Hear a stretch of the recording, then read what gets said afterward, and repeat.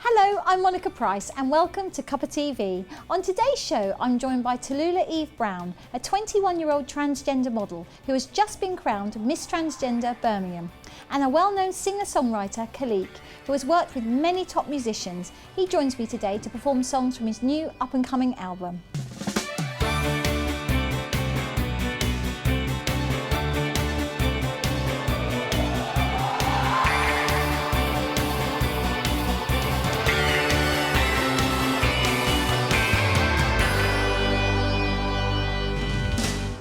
My first guest is Tallulah Eve, who's just been crowned Miss Transgender Birmingham and is setting her heights now on becoming Miss Transgender UK. Welcome, Tallulah, to the Cuppa TV. Hello. Wonderful to have you here on the show. It's a pleasure. So, what a wonderful, wonderful thing to be crowned Miss Transgender Birmingham, of course. I know, I'm so overwhelmed at the minute because I really wasn't expecting it. It's just happened, hasn't it? So yeah. it's been in the last few weeks. Everything's been so chaotic and mad, and everything's so unpredictable at the minute with the pageant, so you just never know who's going to come out on top, who's going to win, so yeah, I'm happy. I'm so pleased. Well, let's start at the beginning though. How did it all begin for you, Tallulah? Well, in terms of like growing up and everything, I was always like really feminine when I was younger, and I always wanted to play with the girls, play Barbies and dress up and things like that. And my mum always used to like push me into doing the boy activities and playing with the boys and doing football, and I hated it. But my grandma could see that I was like really happy being girly and being with the girls, so my grandma would always be like supportive of me, and my mum would be the complete opposite. So it was a little bit difficult. And at Christmas, my grandma would be like, "Oh, what do you want for your birthday?" And I'd say, "Oh, a Barbie doll." And my mum would be like, "Oh no, you're having an Action Man or a football." Yeah. And but then as time went on, I kind of realised that I needed to kind of fit in with the boys a little bit more in order to make my mum happy, and so that I wasn't going to get as much stick, because I started to realise that it was a little bit of a, not a bad thing, but I thought it was a bad thing at that time, because you don't really understand anything at that age. Yeah. Yes. How old were you, Tallulah? I was about 5 or 6. So 5 or 6. Yeah. Did you have an inkling then that you were different? That you felt that straight you were away, in the wrong body? From what I can remember, I was always different. And but at that age, you just don't know anything about that kind of thing because you're not educated on it. So I just thought, oh my God, I'm so weird. Like, what's going on with me? And I went through primary school and everything was kind of like fine. I managed to make friends. I was always friends with the girls anyway. And then when it got to high school, I realised how different I really was, because when you get to high school, you're categorised into boys, girls. So the boys will do football in PE and the girls will do gymnastics. And if you don't hang around with the certain groups that you should be, then you will get outcasted. And I did. Had no friends. I was so lonely. And that's how I ended up developing an eating disorder, because I had no one to eat my lunch with at lunchtime in the canteen. So I used to go into the toilets, and then people started laughing at me because I was eating my sandwiches in the cubicles.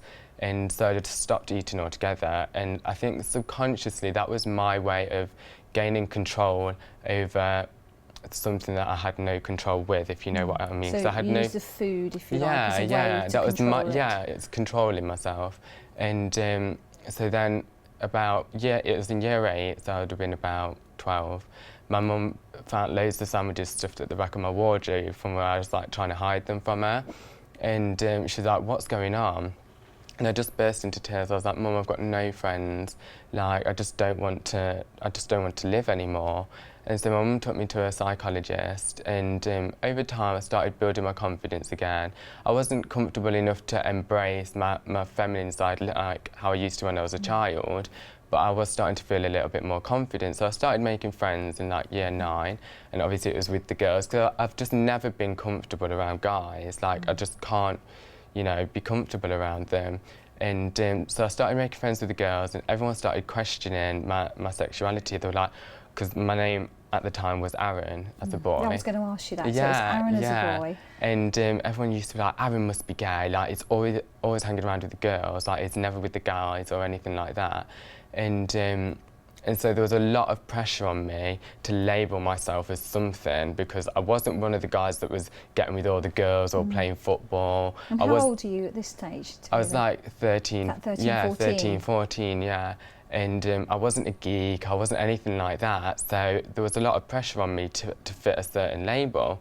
And so yeah, in like the end of year 9, I was just like, you know what, I'm gay, because that's the only way I could kind of like get people to understand and get the pressure off me in a way, because you're so taunted at school. The kids are cruel, they are.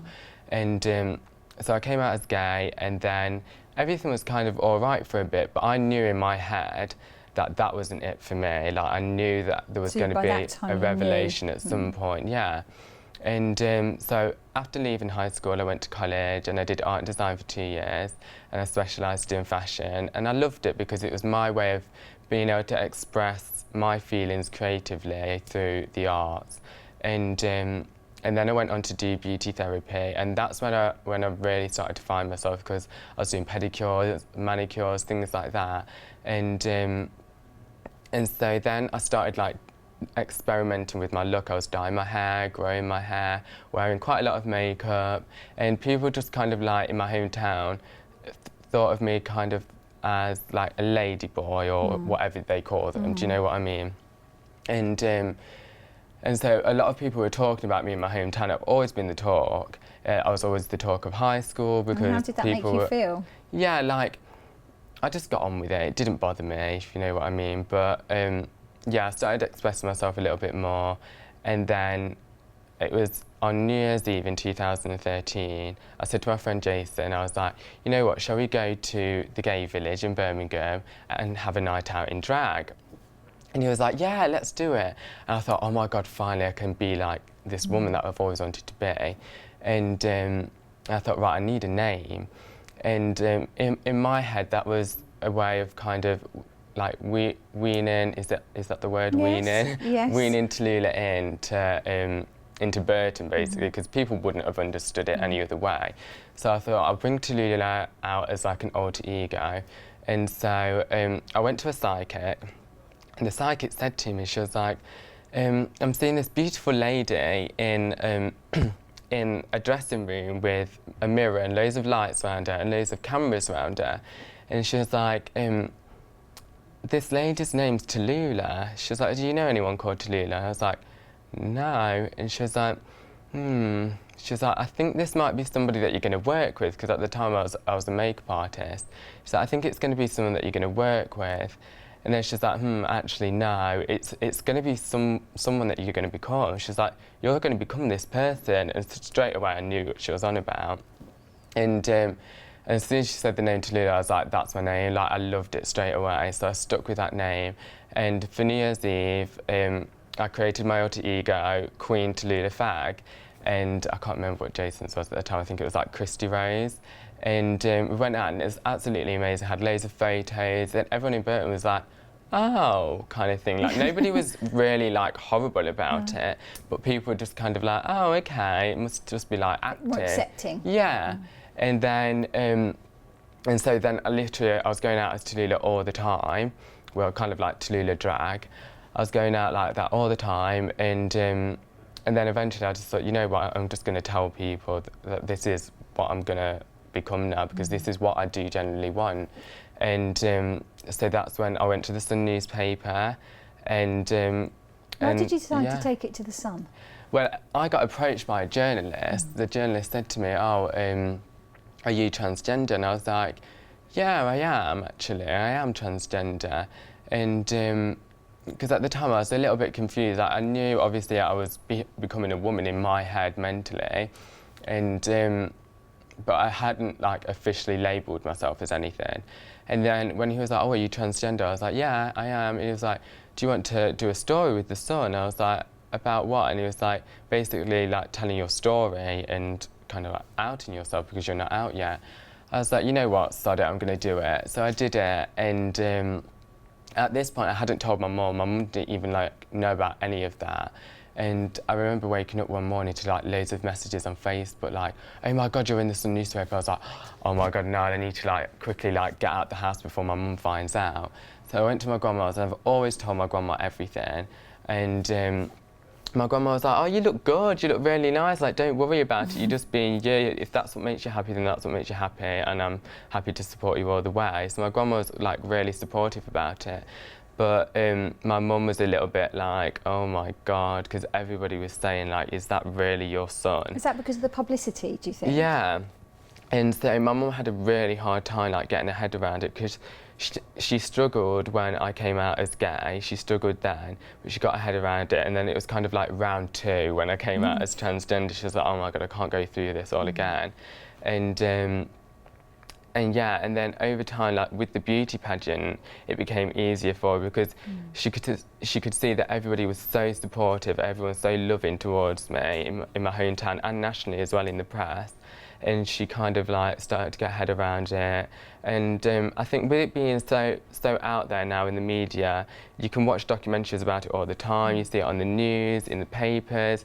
Like you can really get a better understanding of how us like as people come to it into this decision to transition. To transition. And when with your parents, they're supportive of you now? Yeah, well, yes. Yeah, my mum is, and with my dad was never really around. He was always in and out of prison. He was a bit of a bad boy, and he was in the canteen in prison, and he opened the Sun newspaper and seen me in it, and he was like, "Oh my God, that's my kid." And did they have a picture of you as a boy and then a picture of you dressed up in drag? Yeah, they had the comparison, and.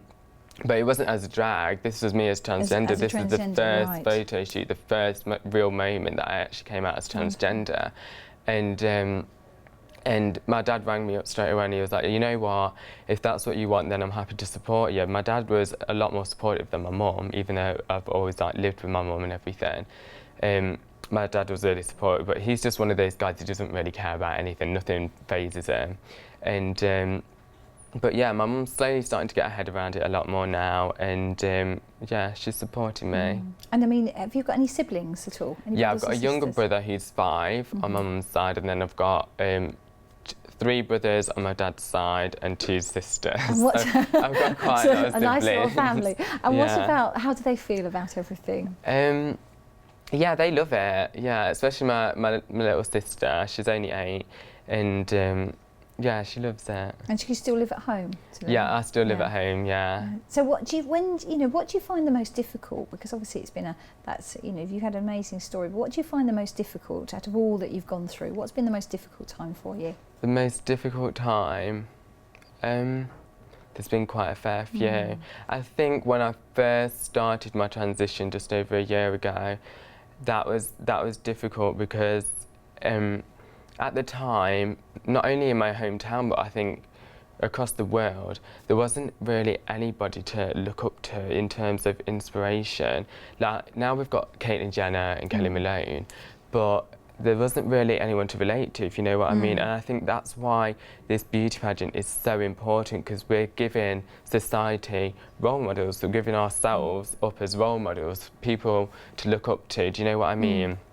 And that's why I put my stories out there in the press, and I come on TV and I do radio interviews and stuff, because I remember when I was, it was in 2006, me and my family were on the way to Wales, and we were reading the Sun newspaper, and at the time, Nadia had just won Big Brother in 2006, and I remember reading her story in the News of the World, and I was like, oh my God, and that was the real like turning point for me. I was like, oh my God, I can have a sex change. Like, I remember reading a story and feeling so inspired. That was the first time you'd even and sort of empowered. thought about it. Yeah, because at the time I didn't know anything about it growing up. I never knew that you could change your gender. I just thought I was going to be a weirdo forever, a woman trapped in a man's body.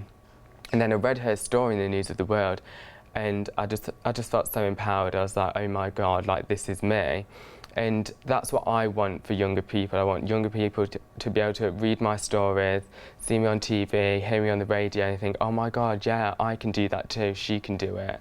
And that's what the beauty pageant's all about, really, you know, empowering the transgender community and being an inspiration. Yeah, I mean, you spoke then, you know, it was a difficult time, obviously, and there's been many difficult times, and it's just the actual transition, and people like Nadia. Do you feel now that there are more role models for young people to look to? Yeah, definitely, because people aren't shying away from it anymore, people aren't hiding, and I mean, I'm doing my transition so publicly, so early on, do you know what I mean?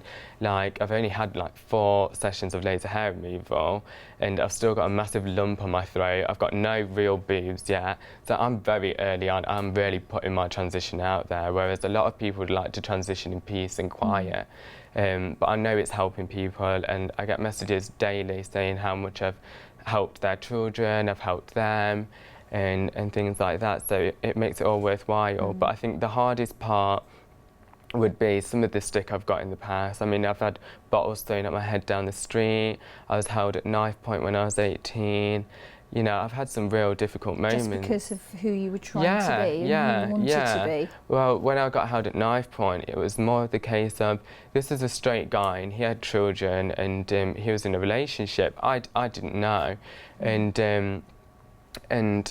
he got with me, like, sexually, and then realised afterwards that he didn't want anyone to find out, and he was kind of like ashamed of his curiosity, and that's when he tried to stab me, is that I don't want anyone finding out. And I obviously sworn down that I wasn't going to tell anybody, but he was having none of it, so he tried to kill me. Stay with us, we're going to be joining back with Tallulah in just a minute. Welcome back to Cuppa TV. I'm still here with Tallulah. Tallulah, thank you so much for sharing your story with us this morning. But so Tallulah, before the break we were talking about you were attacked at 18 because of who you were trying to be at the time. You've had some very traumatic experiences, but still though you're very happy with what we're now going through this. You say you're going through the process of transgender. Can you just explain a little bit more what that actually involves for you? Well, I'm quite early on in my transition, so at the minute I'm on hormone replacement therapy, and so that's slowly like developing breast tissue, making my breasts grow, and slowing down the speed of my bodily hair. I'm having laser hair removal as well, and so hopefully I'll start my surgical procedures roughly like mid next year, but I've got to have enough breast tissue first before I can have a boob job. But none of that's funded on the NHS, so everything cosmetic I've got to fund myself. Right. So my Adam's apple, that's my biggest insecurity. It makes me feel so insecure because it's so prominent, and that's the first thing I look at in the mirror in the morning. I hate it. And can you get that reduced? Yeah, so you can have, it's called a transial shave, and they basically, because it's cartilage, they just shave it down. A lot of people cringe at the thought of that.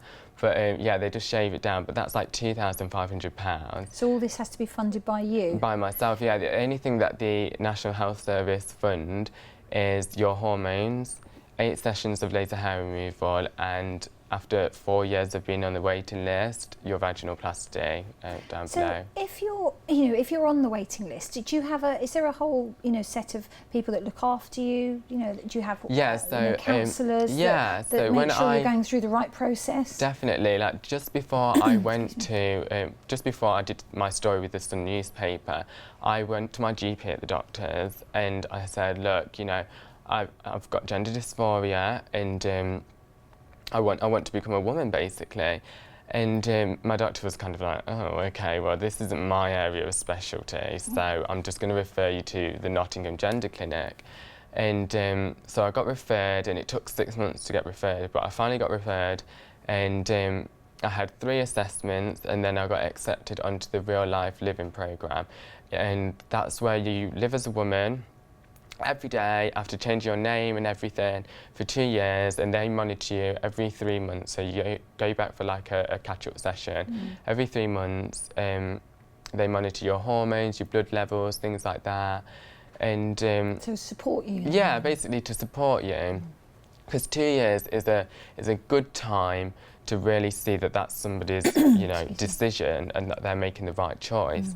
And so that's why they do it. And then after you've been on the Real Life Living programme for 2 years and been on hormones and everything, that's when you'll get put onto the waiting list for your surgery down below. So does everybody go on the Real Life woman process. Yeah, you have to. So yeah. that is something you have to for 2 Yeah. years. Yeah. And do you think that's a good thing, Tallulah? I think so, definitely. I think, obviously, in some states in America, they're a little bit more advanced than us. Like, I don't know if you watched that documentary on BBC Three. I think it was last year. I think Louis Theroux, and it was called Transgender Kids. No, I didn't see it. Yeah, he went to San Francisco, and in San Francisco, they do this thing where, if a child, because there's children as young as like 3 and 4 that are saying, "Mummy, I don't want to be a boy, I want to be a girl," or "I don't want to be a girl, I want to be a boy," and which is kind of proof that it's nothing to do with a parent's parenting skills or anything to do with Oh, I was going to ask you that. society. It's just how some of us are born,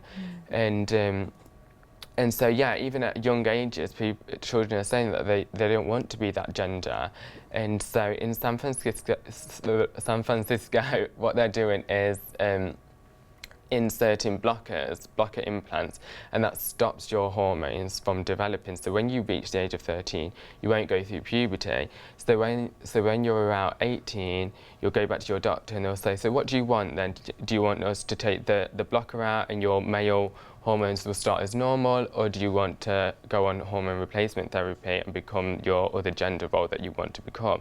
And I think that's an amazing idea, because that gives you the choice then, do you know what I mean, without having all the difficult, you know, and I'm assuming that the procedures. parents have to give their permission. for Yeah, that. yeah, definitely. So it would be the parents would be guided, and then they would allow that to happen. Yeah. And as you say, then they would have the choice at the end, when they was 18, to take out Yeah. or continue with the treatment. Yeah. And do you think that's a good idea, I Tallulah? think it's an amazing idea. It's really making the most of, you know, the technology that we have and the science and everything like that. We're in a modern world now, and we're a lot more advanced, and I think we should make the most of it in order to help people. Do you still think there's a stigma involved around, you know, the whole transition period and being a transgender? Do you think there's a stigma still attached to that?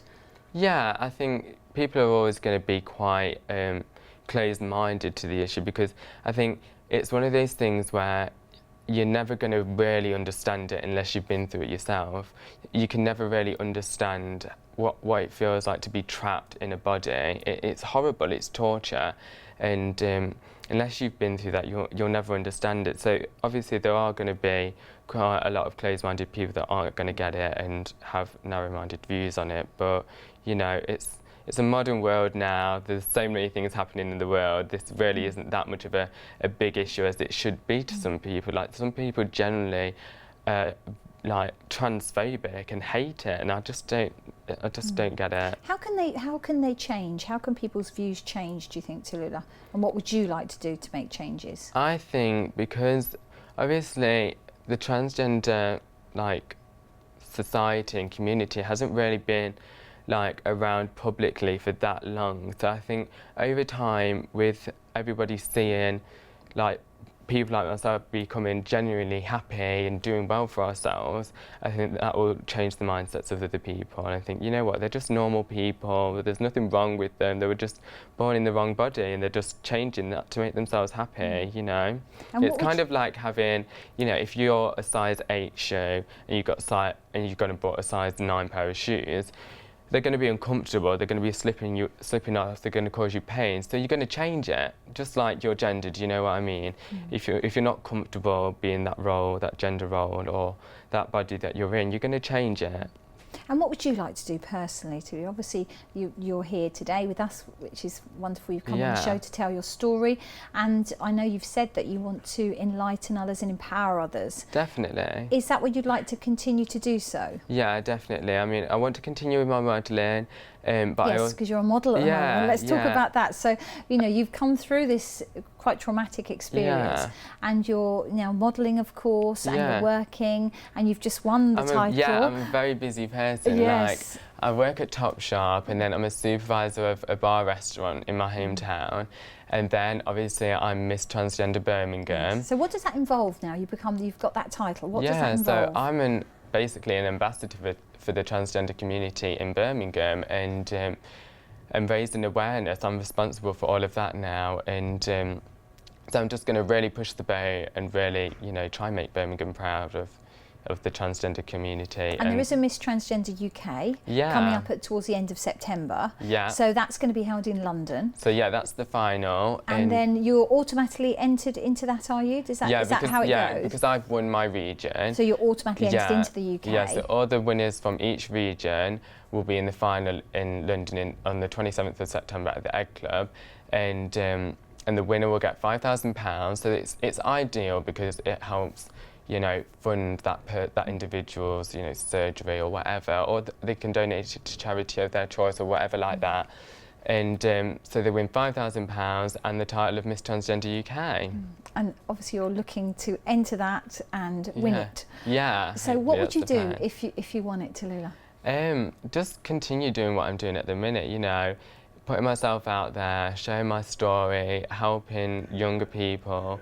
I mean, I've got a meeting tomorrow. I can't say who it's with, but I've got a meeting tomorrow about doing some fundraising work with, like, in TV. So that's exciting. And yeah, just really, you know, making the transgender community proud. So there's lots of exciting opportunities for you, which is great. Oh, and also I'm filming my music video this week. Oh yes, because you sang, didn't you? Yes, tell us about that. I performed my song that I wrote, and I performed that at the pageant in Birmingham. I think that was what won the judges over, because it was original, it was my own words, and it was a song about the pageant, you know, and how difficult it's been at times, because it's been a real whirlwind. And is that how you would like to, you know, do some of that, even more some music in the future? Yeah, do you think? Definitely. I want to kind of like do an album, hopefully at some point. And again, who do you look up to now, Tallulah? Who is your inspiration? I mean, you spoke about Kris Jenner, of course, who's now, you know, come out, and that was an amazing, massive story, wasn't it? Is it people like that you look and think, I'm glad that they're telling the world? A lot of people are saying, you know what, she's an amazing role model, and she is brave and courageous for doing what she did so publicly, because she's got such a high level of fame. But what people don't understand with Caitlyn Jenner and Kelly Maloney is that that's not a real transition. In the real world, a transgender person doesn't get their boobs and their vaginoplasty and everything in a year, because nobody has that kind of money. Do you know what I mean? So it's not. And also from the psychological effects we were talking about earlier. Yeah. Do you feel it's important to have that support to make sure it's the right decision? Yeah, definitely, definitely. And I think that's why it's important to have real people like myself out there showing a true transition and what a real transition is, because it does take years and years and years of being on the waiting list and appointments and things like that before you can, you know, start to have your surgery and start to see the changes. So yeah, I wouldn't say Caitlyn Jenner is my role model, but I do definitely think she's an inspiration to the community. I'm just inspired by myself, you know, because I've really shocked myself with some of the things I've done, you know. I never thought in a million years that I'd be a beauty queen or on television or on the radio or in national newspapers and news and things like that. So I've really, you know, surprised myself, and I'm really proud of what I've achieved so far, especially in the last 2 months. Yes, and again, because you're so young. Yeah, well. I'm only 21. Yeah, so the world is your oyster. Well, Tallulah, it's been a pleasure to meet you. Thank you so much for joining me, and come back and tell us how you got on at Miss Transgender definitely, UK. I will do. Thank you. But we're going to take a quick break, but stay with us and come back and join me just after the break. Welcome back to Cuppa TV. My final guest today is singer-songwriter Khalik, who is currently touring and recording a brand new album. Khalik, welcome to Cuppa TV. Welcome. Wonderful to see you. Wonderful to see you, Khalik. And obviously you're going to be playing for us a bit later on, which is great. Now, Khalik, you've been in the music industry for a long time. Not meaning to make it sound like you're very old, but you've been in the music industry a long time, long enough to see the changes and what's happening. But tell us a little bit about your story, Khalik. How did it all begin for you? It all started in '95. I started recording some songs. We sent them off. The producer said, I really like this stuff, and he sent it off. And the next minute I was in Manchester with Sean Ryder's dad, which was quite an event.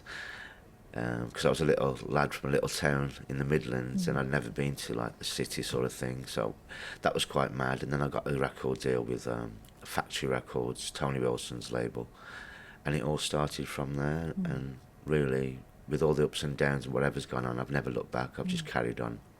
playing and living for the music, to be honest. Music is your passion. It's my life. Yeah. And when you started, did you always write your own songs, Khalid? How did it begin, the songwriting? I started writing songs, like poems it was really, at school for friends and stuff. Like somebody'd have an argument with the girlfriend and say, and I'd go, I'll write you something. And it started a little bit like that initially.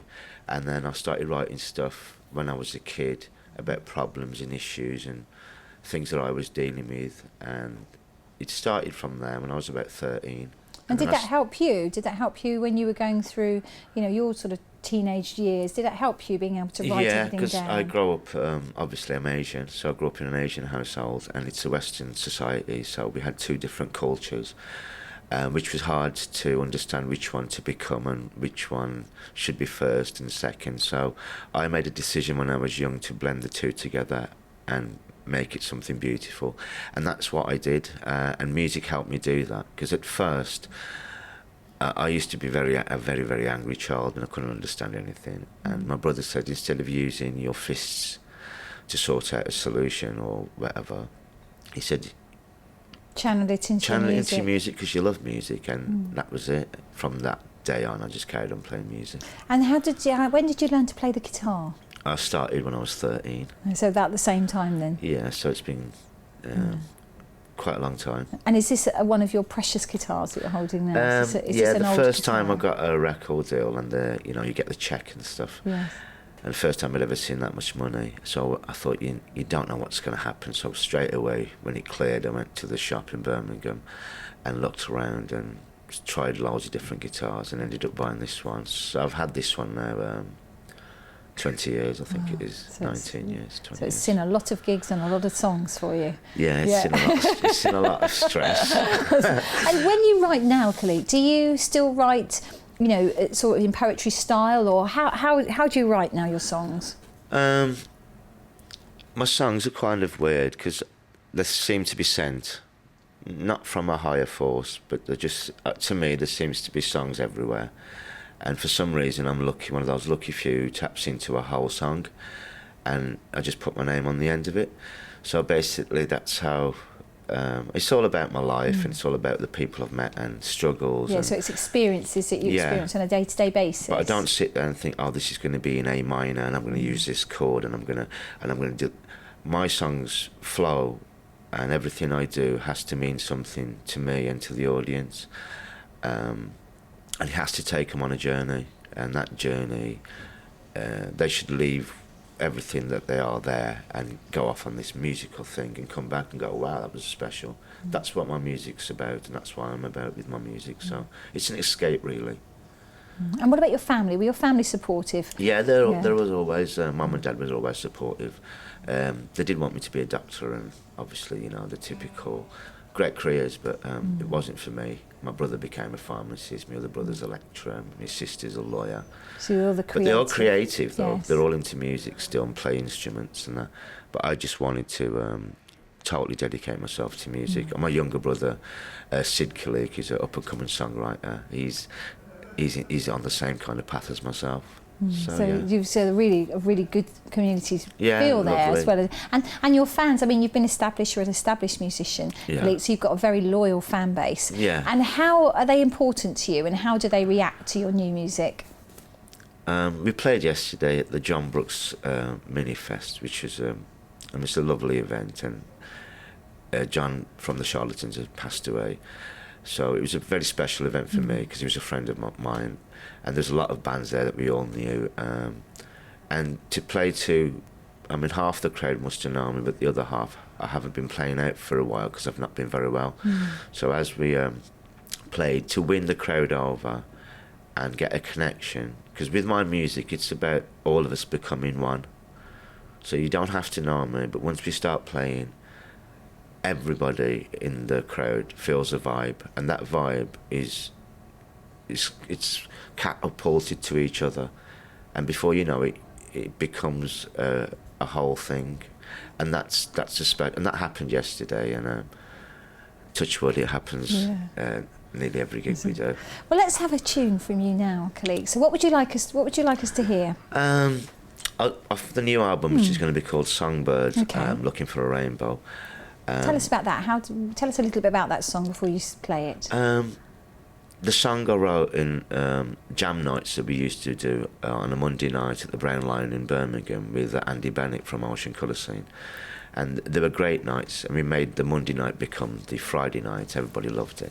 And the song, I'd had the idea for quite a bit, and I started playing it at jams there and working on it, and it became my song that everybody wants me to play, and it became the new single. And I was really, really honoured when Steve Craddock from Ocean Colour Scene and Paul Weller's band said he'd play some guitar on it for me and some Hammond organ. So it became the choice song for the new album, which I've been recording with Gavin Monaghan at Magic Garden Studio, same place Little Liam recorded yes, and his they've album. Little Liam have been on the show as well. Great so, band. Yes, Great bunch of people. So we're all part of that same family, we're all part of that same vibe. I mean, there is a massive music scene here in West Midlands. Do you think people underestimate that music scene we have here? Not anymore. It's getting bigger.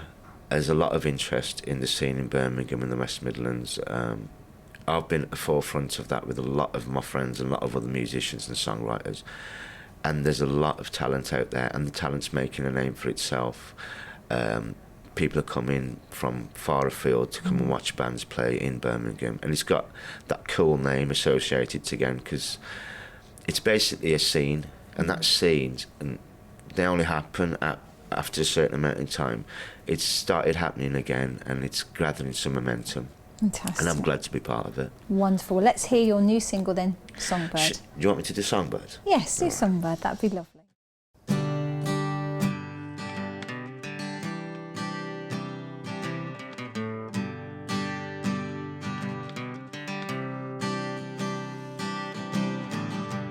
Walking in a blind man's head, see no colours, just hear what's said. The sun feels hot on my face, the blind see an all dark race. The mind opens, the door shuts from behind. Inhibitions lost in time, spare a thought, we say, for the blind.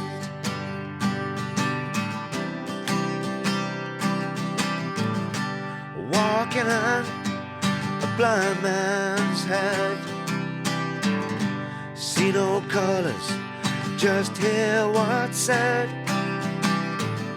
The sun feels hot on your face, the blind see an all dark race. The mind opens, the door shuts from behind. Inhibitions lost in time, spare a thought, I say, for the blind. For the blind.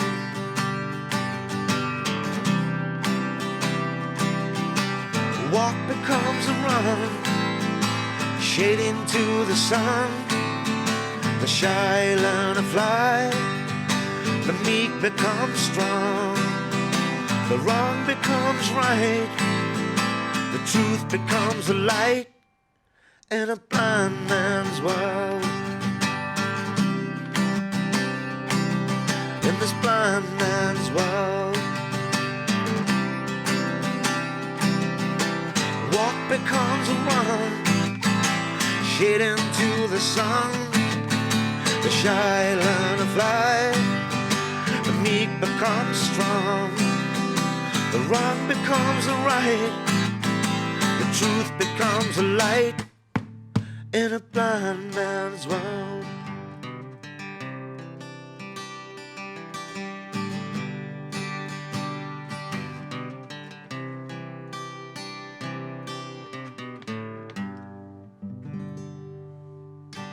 That's Great, Khalid. Thank you. That's brilliant. Now that's one off your new album, isn't it? That's right, yeah. So, I mean, your new album is a process that you're just about to embark on. Is that right? You're currently... I've recorded 3/4 of it. Okay. I've got about a quarter left to do, Okay. and then some editing and mastering, and then it should be ready. So hopefully, will it be out by the end of this year? I think the single might be out, Songbird might be out by the end of this year, but the album should be finished by the end of this year. And should then be coming out, coming out. 2016. Yeah. And has it been wonderful for you to be back in the studios, recording again? Yeah, it's been fantastic because over the last few years I've done so many gigs, I've met so many people, and done so many jam sessions and stuff.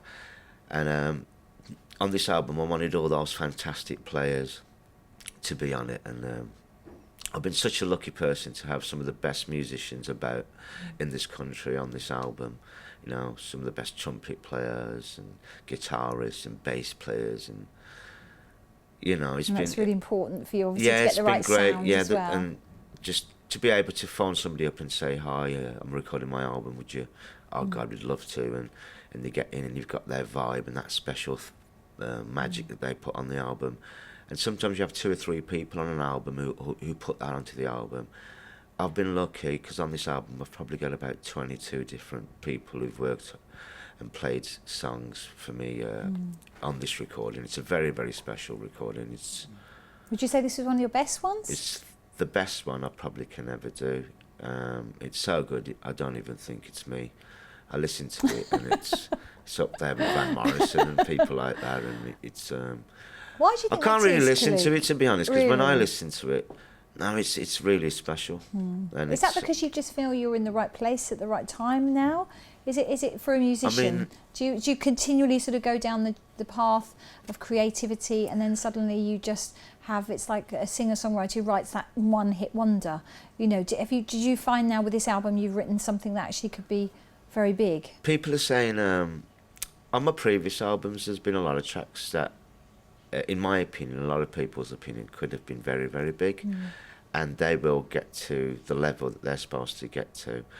But I needed something because I'd been ill. I'd been electrocuted in Cannes in France, 2008, and I nearly passed on. And it took me a couple of years to get better. That's and right, that I was reading that. I went to go to. You were on stage, weren't you? You were just plugging I in went something. to plug in, and it was nearly curtains on that one.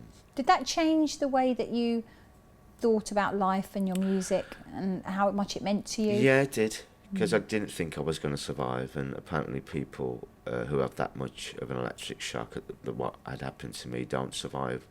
So I was blessed to still be here, and I did a gig at the ICC in Birmingham, and Jermaine Jackson was there, which is a really cool gig.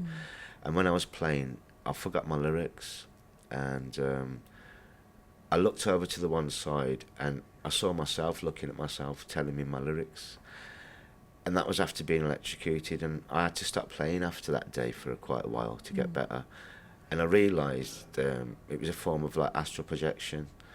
And so my next album, I called it Astral Projection.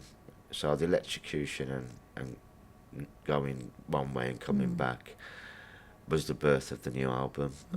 So yeah, it did affect me, and I was quite sad for quite a bit, and depressed and angry and hurt, and I was in a lot of pain. But since I've come out the other side, my music seems to... I still got sadness in my music and stuff, but I've got a lot of happiness and a lot of drive in it now as well. And the new song, Songbird, I think is going to be a massive hit, and so do a lot of other people. So that could That could make be the one. make everybody get into my other albums, and because I am 4 albums in, which is quite a lot, really. Yeah. And I mean, being a musical artist, though, do you think sometimes, Khalid, the career, often it can be chance?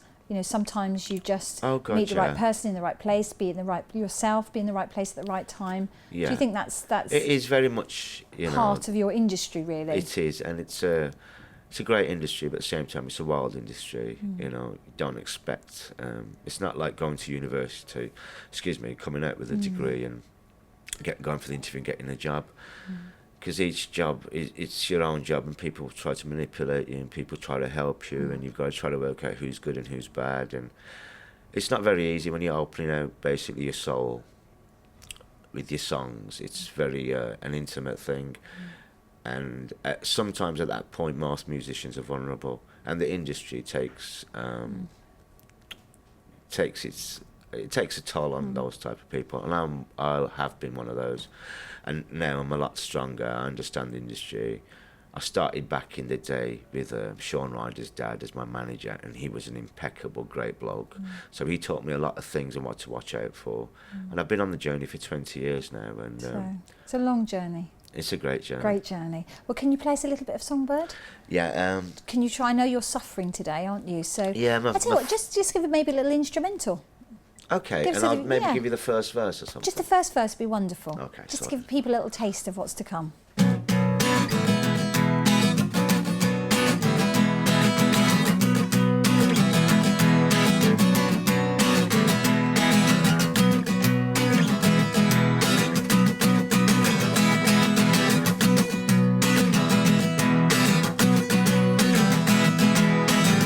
Woke up this morning hazy, jumped out my coffin, baby, crazy life. Pass me my coffee, brother, light up a cigarette, it's alright. Look out my window, baby, it's been raining all night.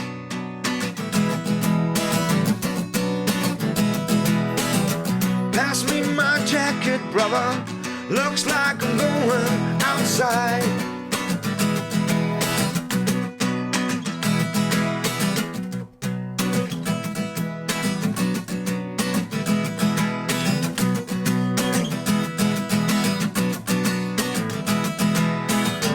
I'm walking the streets now, brother, look at the beautiful, beautiful lights. Took in a breath that saved me, you know it kind of saved my life.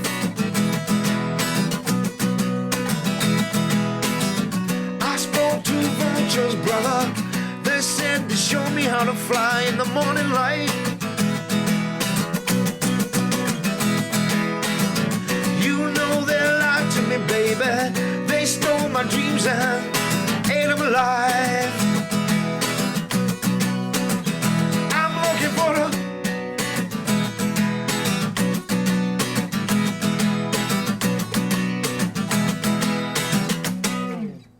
Excellently, thank you.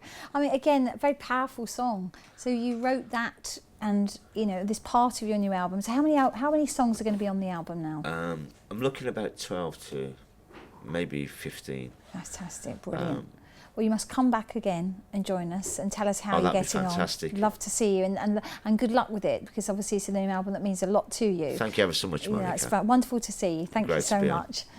That's it for today's show. I'd like to thank Tallulah and Khalik for joining me today. And if you'd like to get in touch with us here, you can join us on Facebook or Twitter at Big Centre TV. We'd love to hear from you. Thank you for watching. Come back and see me again very soon. Bye-bye.